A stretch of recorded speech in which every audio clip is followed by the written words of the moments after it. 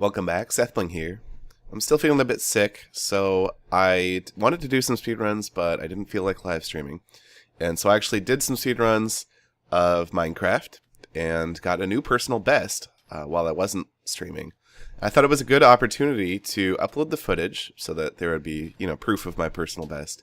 But while at the same time, I can also kind of answer some frequently asked questions and explain some things about the route that I take in the speedrun. I did modify the route a little bit in this speedrun, but basically this route I got from Kichi, who was the previous world record holder.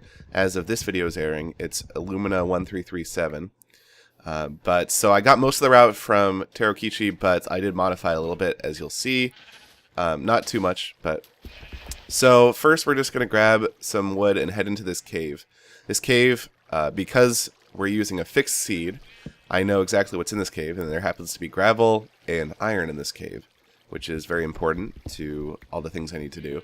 Now, I will make mention of the fact that I'm playing in 1.6, and a lot of people ask why I'm playing in 1.6 rather than 1.8. I would actually prefer to play in 1.8. The reason I'm playing in 1.6 is because this seed is very special in 1.6, and you'll see why when we get to the Stronghold, but this seed generates completely different terrain in 1.8, and so it wouldn't really be very helpful because the terrain is why I need to use this seed. There are categories of speedruns in Minecraft where you don't use a fixed seed, but I chose to run this category because I feel like there's less randomness to it. Although there is still some randomness for sure. So I'm just grabbing some iron, kind of blocking off water. In this strategy, I start smelting this iron, and then I go ahead and make some tools. I actually make a iron shovel because it mines, it digs out the gravel a lot faster, and we do need quite a bit of flint in order to make arrows. And so it's very important that we mine out the gravel. My goal here is that I will mine out enough gravel here right now, or enough flint that is, that I won't have to resort to farming more flint later. So that's my goal, especially, and that's why I make it such a priority to use my very first iron to make a iron pickaxe. And you can see we actually do get quite a bit. As time goes on, I feel more comfortable with fewer and fewer arrows. So in this case, I think we get what, 7 flint. I'm going to use one of those for flint and steel. So that leaves 6 flint for arrows, which is 24 arrows. Which is actually, I feel like, more than enough. Especially given that if the end generates with a lot of towers, then I'm probably just going to have to take too long to bring them down anyway. Now, I do want to mention that the end, even though everything else about the seed is fixed, the towers in the end with the crystals on them, they do generate randomly. And that does affect, that's one of the biggest forms of randomness that affects the time in the speedrun. But there are some other things like mob drops. One of the other big things is blaze rod drops. Now here you can see I crafted shears, and I'm shearing sheep, and that might seem confusing if you haven't seen this speedrun yet. The reason I'm shearing sheep is so that I can make beds, and I'm actually going to use beds as my weapon of choice against the Ender Dragon. If you use beds in the Nether or the End, this is an intentional feature of the game actually. People think it's kind of a glitch.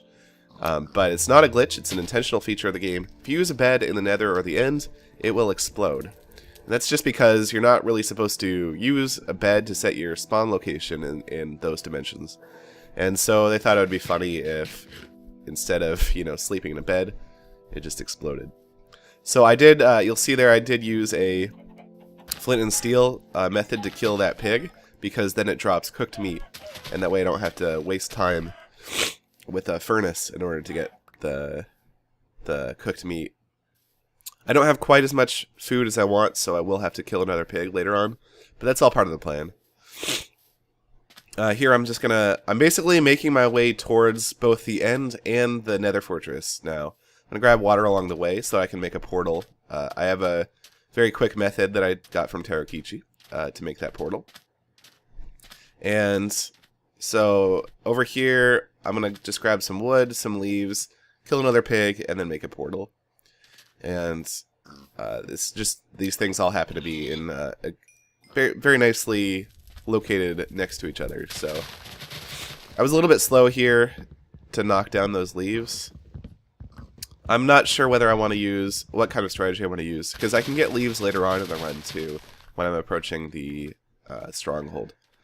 Okay, well I have everything I need to make the portal, so I have this, here's the technique that I use to make the portal fast. It just happens to work with the terrain that always spawns here in this seed.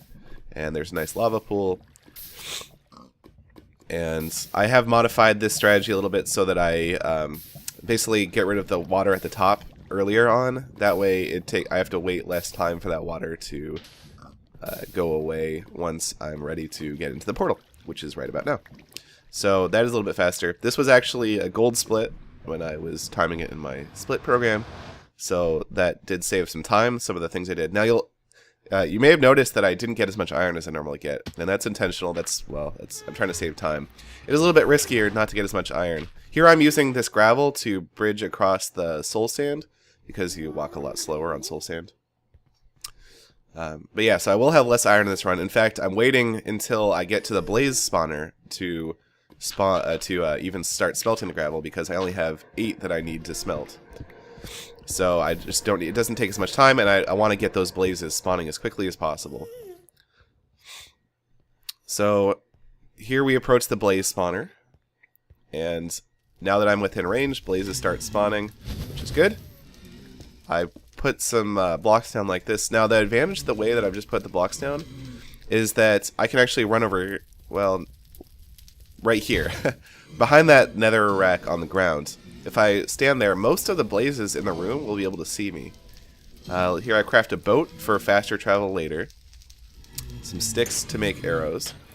And I got my first blaze rod drop on the first blaze, which was really lucky. Well, it's not really lucky. I'm guessing it's about a 50% chance for any given blaze. But here I craft my beds, which I will use to kill the ender dragon. Now, at this point, I just need to, basically, all I need to do from here is get some blaze rods. I didn't get it on my next drop. It's okay. What I could do here while I'm waiting for more of these blazes to spawn is farm gravel, and in fact that's what I do. But I don't want to spend a ton of time on it because I really need to focus, given that I've already got most of the flint and steel I need, or flint I mean. I need to focus on getting the blazes killed and getting those blaze rods. And it's just important that the blazes see me so that they try and move towards the edge of their room. In this case, they kind of saw me, but they weren't moving very well. I think I need to work better on figuring out how to manipulate the blaze AI. But neither here nor there. A little bit more of this. Now I can kill these two guys. Fortunately, I don't think... Oh yeah, they both dropped one. So I actually got an extra blaze rod out of this run, which usually I only need 2 blaze rods, but I got 3. So I got all the iron I needed smelted. It wasn't the fastest trip to the nether, but it was still very fast. This guy, stupid wither skeleton, got me, but it's not a big deal. I have a lot of time to heal up before I face more enemies that could damage me. So it's not a big deal to take a little bit of damage there. Now I use the gravel to hop, skip, and jump back to the portal. And I don't have to waste time picking up the furnace anymore, because I used to put the furnace next to the portal. Now I don't. Okay, and then basically now I'm just going straight for the end, for the Stronghold. Again, since this is a fixed seed, I know exactly where the Stronghold is going to be and where the portal is. I'll spend some time explaining why this seed is so good for speedrunning. And the reason is mainly because of the Stronghold. Every Stronghold spawns with a portal to the end, of course. They have 12 spots for Eyes of Ender, and each slot has something, I think it's a 1 in 10 chance of being filled with an Eye of Ender, pre-filled that is, just by the terrain generation. But all the other ones will be empty. So you're pretty likely to get like 2 or 3 slots filled with Eyes of Ender. This seed has 8 slots filled with Eyes of Ender, leaving 4 empty sockets. But the other great thing about it is the Stronghold actually has 4 Ender Pearls in chests. And Strongholds are the only place that you can find naturally generating Ender Pearls in chests. So it's a very, very lucky seed. And what's so great about the seed is we don't need to kill any Endermen in order to get to the end. We can just use the pre-existing resources in that Stronghold. And that's why it's very hard to find a seed that works for speedrunning this category, the set seed glitchless category. I guess I should explain what glitchless means in this context. There are glitches that worked in earlier versions of the game where you can duplicate items, and that's a very common method to speedrun the game as well. I haven't run it yet. I'm not sure if I will, but the glitchless in this run specifically refers to no duplication glitches.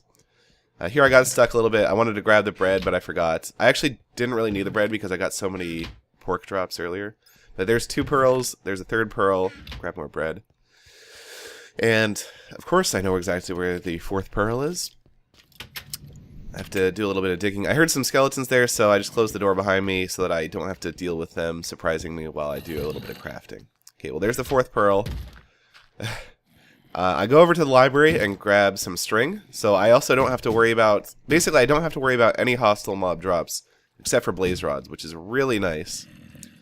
Craft my chest plate. Chest plate's the only armor I can afford. I kind of messed up, unfortunately. Could have saved a lot of time if I had not messed that up.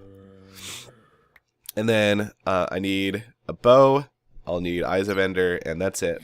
And I also need to situate my hotbar. In this run, I actually kind of forgot some things about the hotbar. I was kind of panicking because I just didn't remember what item went in that 7th slot. It's supposed to be the Eyes of Ender. And you can see me just like freaking out because I have a good run. I just don't remember what's supposed to go there. Wow, I wasted a lot of time here, like 10 or 15 seconds. Anyway, I just decided to go and then I would eventually figure it out, which of course I eventually did when right about now, I figured it out and I realized when I get to the portal I need to switch out my one of the beds for an Eye of Ender. And I did that. So I did waste quite a bit of time there. This time could have been a lot better. Maybe even better than 16 minutes, I don't know.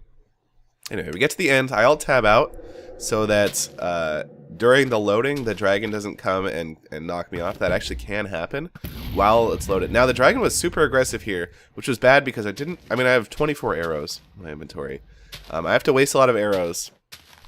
I noticed the Ender Dragon is healing right now, so I know she can't be charging me. I call her a she out of convention, but sometimes I call it a he. And anyway, wasted a lot of arrows. But it was okay because this end happened to generate with very few towers. I think like 5 ender crystals in here. Now the dragon went away from you can see there's like a little thing at the top of the screen that says Ender Dragon. And then when that goes away, that means the dragon's, I think, more than 64 blocks away. So you're totally safe to bridge without worrying about the dragon. So at this point, before I can really do the dragon any damage, I need to make sure I kill all the crystals in the end. And so that's my first priority. I've gotten pretty good at aiming, but still not perfect. So like I said, this is one of the main sources of randomness in speedruns of this category. Just what crystals spawn and where they spawn. There is a tower here with a crystal on top that is, I don't know if you can see it, it's to my right. Yeah, oh, I missed a lot with this one. So I actually decided that I needed to tower up. The dragon's coming for me. Can't damage him yet. Her, whatever.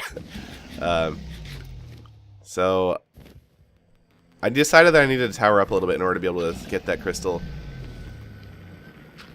And so I basically took a chance that the dragon wouldn't attack me while I was towering up.